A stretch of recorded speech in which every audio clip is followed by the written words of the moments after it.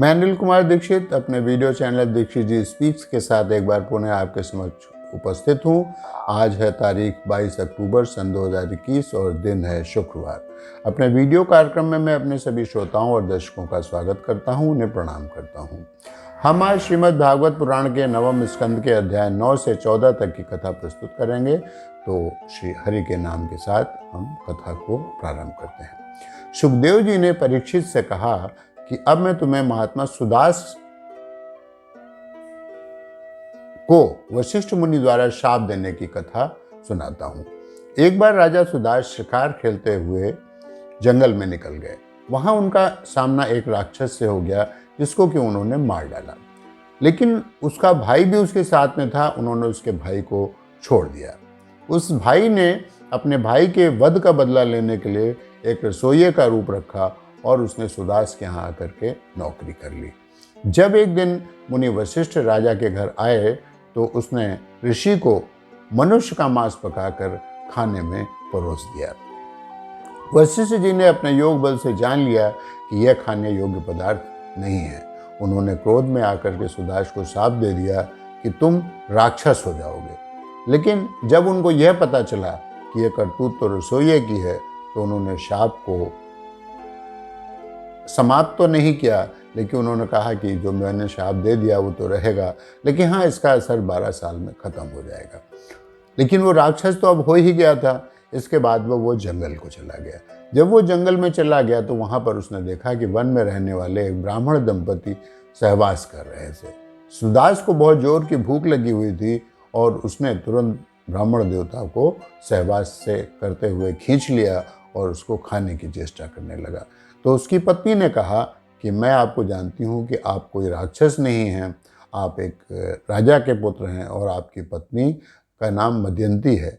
मैं उन्हें बहुत अच्छी तरह से जानती हूँ। कृपया मेरे पति को छोड़ दीजिए। क्योंकि ये ब्राह्मण तो हमेशा विनयशील होता है, उसका किसी को नुकसान पहुँचाने की स्थिति नहीं होती है, और दूसरे भी जब स्त्री पुरुष सहवास की स्थिति में हों तो उन्हें किसी को डिस्टर्ब नहीं करना चाहिए। और ये तो बहुत ही गलत काम होगा अगर आप उसको इनको खाएंगे। लेकिन सुदास ने उनकी एक न सुनी और उस ब्राह्मण को खा गया। इस पर उसकी पत्नी ने उसको शाप दे दिया। कहा कि जब भी तुम अपनी पत्नी के साथ सहवास करोगे तो तुम्हारी मृत्यु हो जाएगी। इसके बाद वह स्त्री अपने पति के साथ उसकी चिता में ही कूदकर सती हो गई।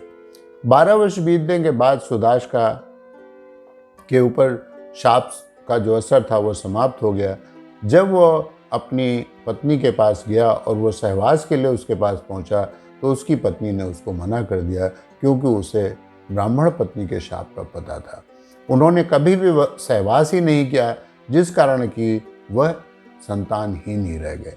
जब ये बात वशिष्ठ मुनि को पता चली तो उन्होंने अपने योग बल के द्वारा उसकी पत्नी मदयंती को गर्भ धारण कराया, लेकिन उस बच्चे ने 7 वर्ष तक जन्म ही नहीं लिया।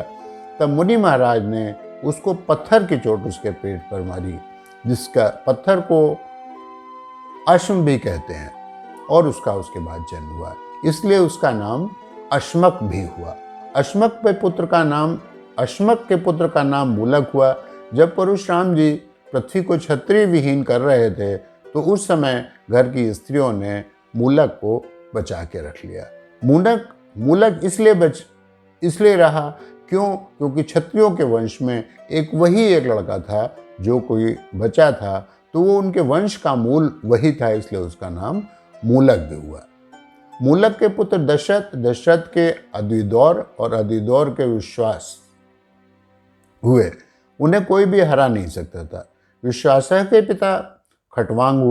पुत्र खटवांग हुए।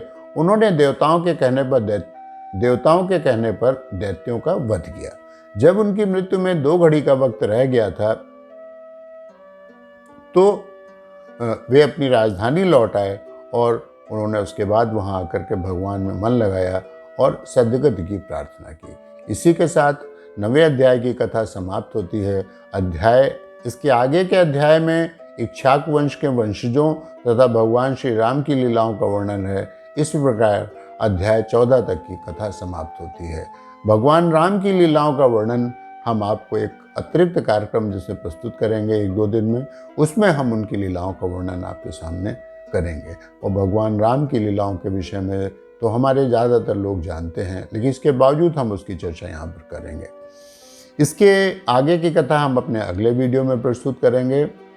यदि आपने हमारे वीडियो को अभी तक सब्सक्राइब नहीं किया है तो सब्सक्राइब अवश्य करें और नोटिफिकेशन का बटन अवश्य दबाएं।